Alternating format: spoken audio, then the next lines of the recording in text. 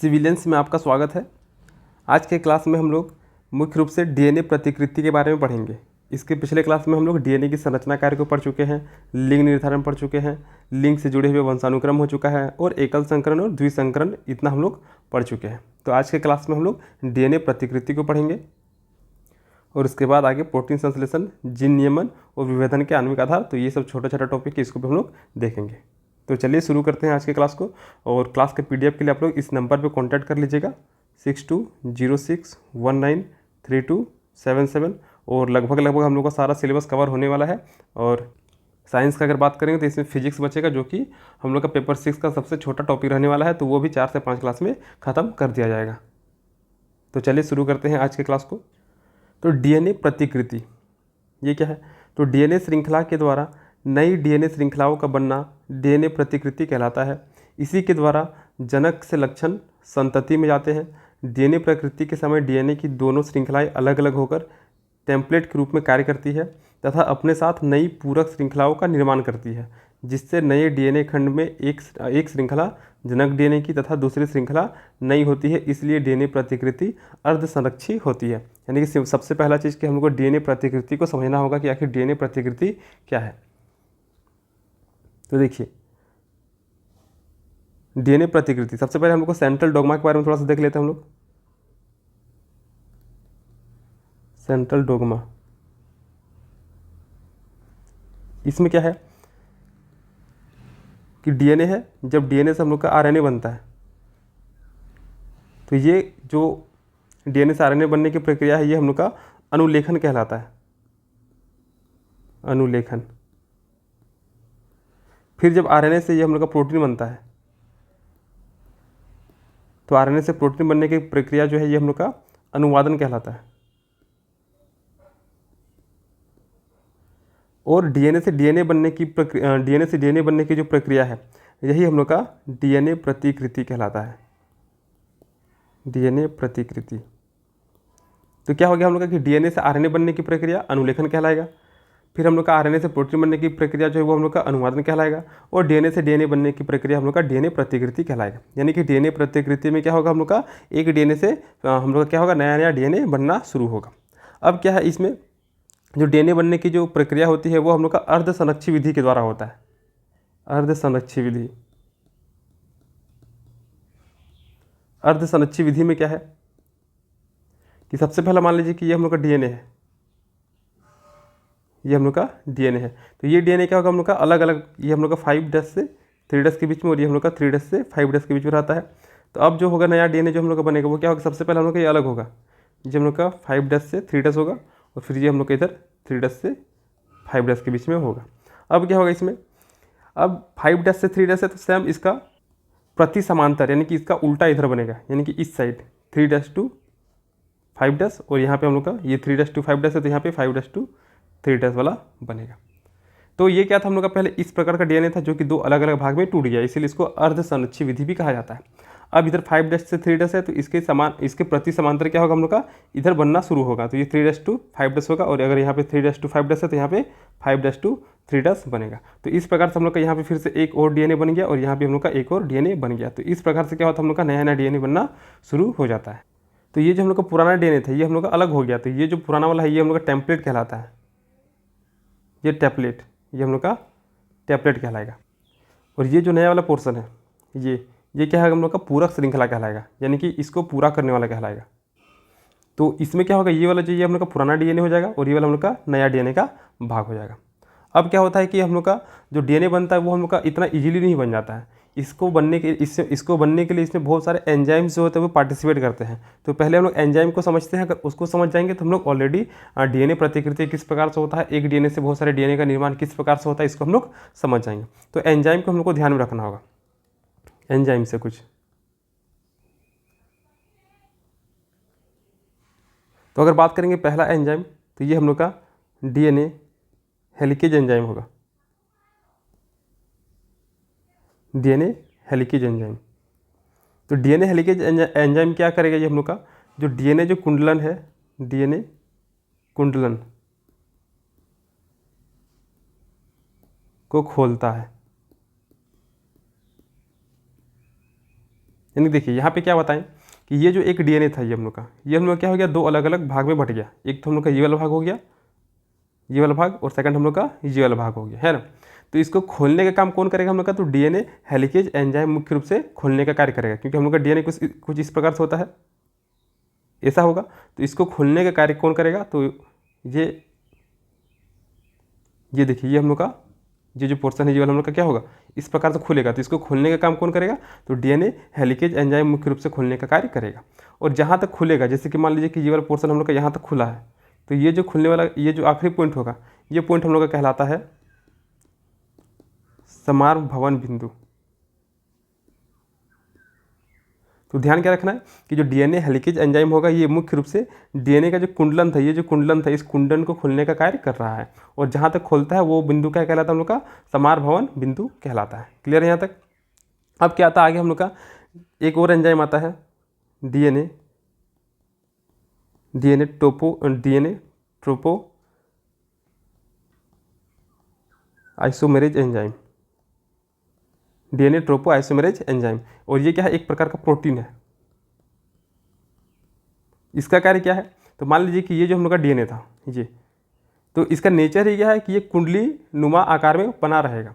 तो हम लोग का चूंकि क्या आ रहा है, हेलिकेज एंजाइम आ रहा है, और हेलिकेज एंजाइम क्या कर रहा है, इसको खोल रहा है। लेकिन यहाँ से खोलने के बाद मान लीजिए कि ये हम लोग का इस प्रकार से इधर खोलेगा, तो आगे जाके ये फिर से क्या होगा, ऐसा करके ये कुंडली बनाना शुरू कर देगा। तो ये जो हम लोग का ट्रोपो आइसोमेरेज एंजाइम जो है, ये मुख्य रूप से जो डीएनए का जो द्विकुंडली संरचना है, इसको खोले रखने का कार्य करता है। यानी कि अगर यहाँ पे बात करेंगे डीएनए ट्रोपो आइसोमेरेज का कार्य क्या हो जाएगा, तो ये जो डीएनए का जो कुंडलन है, डीएनए का जो कुंडलन है, इसको खुला रखता है। तो डीएनए कुंडलन को खुला रखने का कार्य कौन करेगा, तो डीएनए ट्रोपो आइसोमेरेज करेगा। डीएनए उसके बाद डीएनए कुंडलन को खोलने का काम कौन करेगा, तो डीएनए हेलिकेज एंजाइम खोलने का कार्य करेगा। अब तीसरा आता हम लोग का आरएनए प्राइमर।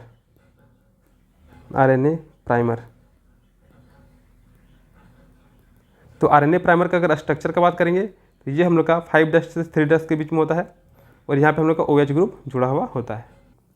फिर अगला आता हम लोग का चौथा, DNA polymerase enzyme. DNA polymerase enzyme,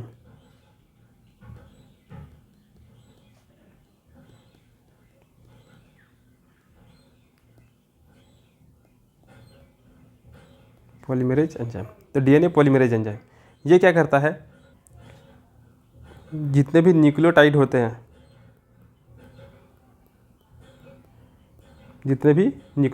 इन सभी को जोड़ने का कार्य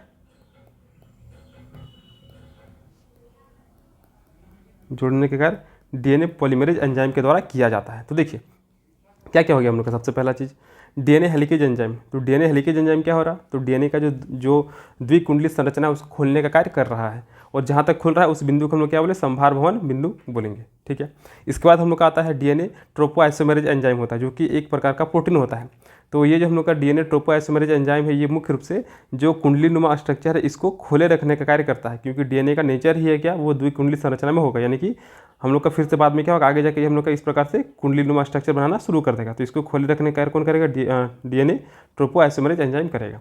फिर आता है हम लोग का आरएनए प्राइमर होता है, उसके बाद हम लोग का डीएनए पॉलीमरेज एंजाइम होता है। तो डीएनए पॉलीमरेज एंजाइम क्या करता है, बहुत सारे न्यूक्लियोटाइड को आपस में जोड़ने का कार्य करता है। तो देखिए इसमें क्या होता है कि जो हम लोग का आरएनए प्राइमर होता है उसका निर्माण कैसे होता है। तो जैसे कि ये हम लोग का खुल रहा है, ये हम लोग का मान लीजिए कि ये हम लोग का डीएनए था, और ऐसा करके ये हम लोग का खुल गया है। ठीक है। तो ये हम लोग का इस प्रकार से आधा आधा हो जाएगा। अब क्या होगा, इस साइड में क्या होगा, हम लोग का फिर से नया संरचना बनेगा, जिसकी वजह से ये डीएनए जो होगा, इस डीएनए का स्ट्रक्चर जो है वो हम लोग का कंप्लीट हो जाएगा। तो यही जो संरचना है, यही हम लोग क्या कहलाता है, आरएनए प्राइमर कहलाता है, आरएनए प्राइमर। अब क्या है, तो यहाँ पे डीएनए पॉलीमरेज एंजाइम जो कि क्या कर रहा है, नए न्यूक्लियोटाइड्स को आपस में जोड़ने का काम कर रहा है। तो यहाँ पे क्या होगा, बहुत सारा न्यूक्लियोटाइड्स बनेगा, जिसको आपस में जोड़ने का काम कौन करेगा, डीएनए पॉलीमरेज एंजाइम करेगा, है ना। तो यही डीएनए पॉलीमरेज एंजाइम की उपस्थिति में क्या होता है, डीएनए का एक छोटा सा खंड संश्लेषित होता है, जिससे क्या होता है, डीएनए के निर्माण की प्रक्रिया प्रारंभ होती है, और इसी खंड को हम लोग क्या बोलेंगे, आरएनए प्राइमर कहेंगे। क्लियर है। अब इसके बाद एक और आता है हम लोग का पांचवा एंजाइम जो है वो हम लोग का है deoxy nitro triphosphate, deoxy nitro triphosphate. तो इसका काम क्या है, तो जो नए न्यूक्लियोटाइड है, जो न्यूक्लियोटाइड बन रहे हैं तो वे कैसे बनेंगे, तो जो नए न्यूक्लियोटाइड बनेंगे उनको बनाने का काम कौन करेगा, तो डिऑक्सी नाइट्रो ट्राइफॉस्फेट करेगा, को बनाने का कार्य। और एक हम लोग का छठा है DNA ligase enzyme, DNA ligase enzyme. तो इसमें क्या होगा, बहुत सारे खंड देखने को मिलेंगे, अभी हम लोग आगे समझेंगे। डीएनए खंडों को जोड़ने का कार्य करता है। तो मुख्य रूप से हम लोग का इतना सारा एंजाइम, यानी कि यहाँ पे 6 एंजाइम है, तो इन 6 एंजाइम को अगर हम लोग ध्यान में रखेंगे तो डीएनए प्रतिकृति को हम लोग इजीली समझ लेंगे। तो क्या क्या होगा हम लोग का, सबसे पहला डीएनए हेलिकेज एंजाइम हो गया, जो कि डीएनए का जो द्विकुंडली संरचना है उसको खोलने का कार्य कर रहा है। डीएनए ट्रोपोआइसोमेरेज होता है, जो कि कुंडली संरचना को खुला रखने का कार्य कर रहा है। फिर डीएनए प्राइमर हो गया, तो जब छोटे छोटे न्यूक्लियोटाइड मिलकर डीएनए का निर्माण करते हैं तो वो जो छोटा खंड होता है वही क्या कहलाता है हम लोग का, आरएनए प्राइमर कहलाता है। डीएनए पॉलीमरेज एंजाइम जो है वो क्या करता है, तो मुख्य रूप से जो न्यूक्लियोटाइड होगा जो आपस में जुड़कर डीएनए का निर्माण करेगा, तो उन सभी न्यूक्लियोटाइड को जोड़ने का कार्य मुख्य रूप से हम लोग का डीएनए पॉलीमरेज एंजाइम के द्वारा किया जाएगा। और जो न्यूक्लियोटाइड होगा तो उसका निर्माण करने का कार्य कौन करेगा, तो डिऑक्सी नाइट्रो ट्राइफॉस्फेट के द्वारा होगा। और डीएनए लाइगेज एंजाइम जो होगा उसमें क्या होता है, तो जो डीएनए होता है उनके बीच में बहुत सारे खंड होते हैं, तो उन सभी खंडों को जोड़ने का कार्य मुख्य रूप से डीएनए लाइगेज एंजाइम के द्वारा किया जाएगा। अब इसको हम लोग थोड़ा थ्योरी वाले पोर्शन से देखते हैं, और वहाँ फिगर भी है तो उसके माध्यम से ज़्यादा समझ में आएगा। तो देखिए संभार भवन बिंदु क्या हो जाएगा, तो डीएनए में उपस्थित वह बिंदु जहाँ से डीएनए प्रतिकृति प्रारंभ होती है संभार भव बिंदु कहलाता है। संभार भव से पहले डीएनए विकुंडलित होकर दोनों श्रृंखलाएं खुलती है। डीएनए विकुंडलन के लिए कुछ विशिष्ट प्रोटीन तथा डीएनए हेलिकेज एंजाइम सहायता करते हैं, यानी कि वही वाला कि ये जो हम लोग का द्विकुंडलित संरचना है, इस द्विकुंडलित संरचना को खोलने का कार्य कौन करेगा, तो हम लोग का हेलिकेज एंजाइम मुख्य रूप से कार्य करेगा यहाँ पे। ठीक है, अब हम लोग का आरएनए प्राइमर का निर्माण होगा। तो डीएनए विकुंडलन के पश्चात, यानी कि जो अब हम लोग का डीएनए जो इस प्रकार से था हम लोग का, ये हम लोग क्या हो गया, अब खोल के हम लोग का कुछ इस प्रकार से हो जाएगा। तो डीएनए विकुंडलन के पश्चात डीएनए की खुली श्रृंखला के आकार की दिखाई देती है, तथा सबसे पहले इन श्रृंखलाओं में डीएनए पॉलीमरेज एंजाइम की उपस्थिति में डीएनए का एक छोटा खंड संश्लेषित होता है। और डीएनए पॉलीमरेज एंजाइम का काम क्या है, तो जितने भी न्यूक्लियोटाइड है उसको आपस में जोड़ने का कार्य करेगा। यानी कि अब यहाँ पे क्या होगा, हम लोग का छोटे छोटे न्यूक्लियोटाइड बनना शुरू हो जाएगा। तो उसी न्यूक्लियोटाइड की वजह से क्या होगा, डीएनए का एक छोटा सा खंड यहाँ पे संश्लेषित होगा, जो कि डीएनए निर्माण की क्रिया प्रारंभ करता है। और इसी खंड को हम लोग क्या बोलते हैं, आरएनए प्राइमर कहते हैं। तो ये देखिए हम लोग का, जैसे कि ये वाला हम लोग का हेलिकेज एंजाइम था, ये हेलिकेज एंजाइम क्या किया हम लोग का, ये जो डीएनए का द्विकुंडली संरचना था इसको खोल के हम लोग का 2 भाग में डिवाइड कर दिया। अब अगर यहाँ पे देखेंगे तो यहाँ पे ये जो डीएनए का स्ट्रक्चर ये क्या हो रहा है, यहाँ पे कंप्लीट हो रहा है। तो यही स्ट्रक्चर जो है यहाँ पे हम लोग का आरएनए प्राइमर कहलाता है, आरएनए प्राइमर। तो यहाँ पे क्या होगा, यहाँ पे डीएनए पॉलीमरेज एंजाइम काम करेगा, जो कि आपस में न्यूक्लियोटाइड को जोड़ने का कार्य कर रहा है। और जो एक खंड होगा, ये छोटा सा खंड, ये क्या कहलाएगा हम लोग का, आरएनए प्राइमर कहलाएगा। अब आरएनए प्राइमर तथा डीएनए का निर्माण। तो आरएनए प्राइमर बनने के पश्चात डीएनए पॉलीमरेज एंजाइम की उपस्थिति में डीएनए निर्माण की क्रिया प्रारंभ होती है।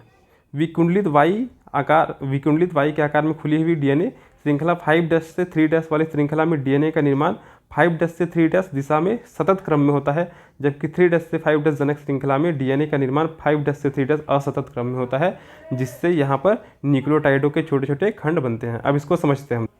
जैसे कि देखिए ये वाला, इस फिगर को अगर देखेंगे तो ये था हम लोग का डीएनए था, ये क्या हो गया हम लोग का जो कुंडलित संरचना था वो हम लोग का खुल गया है ना। तो ये 5' से 3' वाला हो गया, और ये हम लोग का 3' से ये हम लोग का 5' वाला हो गया। अब क्या होगा, यहाँ पे हम लोग जैसे पढ़े कि अर्ध संरक्षी विधि के द्वारा होता है, यानी कि यहाँ पे अगर 3' है तो यहाँ पे हम लोग क्या होगा, इसका उल्टा वाला हो गया, यानी कि यहाँ पे 5' होगा। तो ये 3' से सॉरी ये 5' से 3' की ओर चल रहा है, यानी कि ऐसा ये हम लोग का 5' से 3' पे चल रहा है। तो अब इधर क्या बनेगा हम लोग का 3' से 5' बनेगा, यानी कि जो 5' होगा वो हम लोग का नीचे होगा। तो ये देखिए 5' नीचे हो गया, और हम लोग का ये आगे चलेगा, ये हम लोग का 3' वाला पोर्शन कहलाएगा। ठीक है, तो ये जो होगा ये हम लोग का सतत क्रम से चलते रहता है, ये हम लोग का कंटिन्यूसली हम लोग का बनता रहता है। इसमें किसी प्रकार का कोई ब्रेक देखने को नहीं मिलता है। लेकिन अगर हम लोग इस वाले पोर्शन में बात करेंगे, हम लोग सेकंड वाले पोर्शन में बात करेंगे, तो ये हम लोग का 3' से 5' वाला है। तो ये हम लोग का क्या चलेगा, यहाँ पे 3' से ये हम लोग का 3' से 5' ऊपर की ओर चलेगा। यानी कि इसमें क्या होता है कि अगर हम लोग का ये वाला पोर्शन है, यहाँ लेते हैं इसको, ये हम लोग का इस प्रकार से खुलेगा। तो ये तो हम लोग का सतत चलता रहेगा इस प्रकार से। लेकिन यहाँ पे क्या है, ये वाला हम लोग का ये वाला पोर्शन जो होगा ये हम लोग का मुख्य रूप से 3 डेज से 5 डेज होगा, और ये हम लोग का 5 डेज से 3 डेज होगा। तो ये क्या होगा हम लोग का, ये 5 डेज हो रहा, और जो इसका समान इसका उल्टा बनेगा, यानी कि ये बनना शुरू कहाँ से होगा, यहाँ से शुरू होगा बनना, ये यहाँ से बनना शुरू होगा। तो मान लीजिए कि ये जो हम लोग का द्विकुंडली संरचना था वो हम लोग का यहाँ से खुला था, तो ये तो हम लोग का यहाँ से बनेगा, ठीक है, ये बन जाएगा। लेकिन ये क्या होगा, फिर से जाके ये आगे जाके और भी ऊपर खुलेगा। तो जब ऊपर खुलेगा तो ये फिर से क्या होगा, यहाँ से बनना शुरू होगा, और फिर जब ये आगे जाके ऊपर खुलेगा कुछ इस प्रकार से, तो फिर ये क्या होगा हम लोग का ऊपर जाके बनेगा। यानी कि एक खंड हम लोग का यहाँ पे बन रहा है, फिर एक खंड हम लोग का यहाँ पे बन रहा है, फिर एक खंड हम लोग का ऐसा बन रहा है। तो इसके बीच में कुछ कुछ ऐसा गैप नजर आता है, जैसे कि हम लोग को यहाँ पे देखने को मिल रहा है। देखिए ये वाला एरो का जो साइन है ये बता रहा है कि इधर से इधर बन रहा है हम लोग का, और ये जो बता रहा है ये हम लोग का इस प्रकार से बन रहा है। तो पहले मान लीजिए कि ये जो संरचना थी हम लोग का यहाँ से खुला होगा, यहाँ तक खुला होगा, तो यहाँ से बना हम लोग का, फिर हम लोग का ऊपर खुला होगा तो यहाँ पे बना, फिर खुला होगा तो यहाँ हम लोग का यहाँ पे बना। तो इसमें क्या होता है कि कुछ कुछ बीच में हम लोग का खंड देखने को मिल जाता है। ये देखिए ये सब जो हम लोग का ये है, ये सब क्या है, कुछ कुछ खंड हम लोग को देखने को मिलता है। तो ये जो खंड है ये हम लोग का कहलाता है ओकाजाकी खंड। ये जो खंड होगा वो हम लोग का कहलाएगा ओकाजाकी खंड कहलाएगा। और ये जो है ये वाला यही कहलाएगा हम लोग का शॉर्ट आरएनए प्राइमर कहलाएगा। ओकाजाकी फ्रैगमेंट हो गया ये हम लोग का।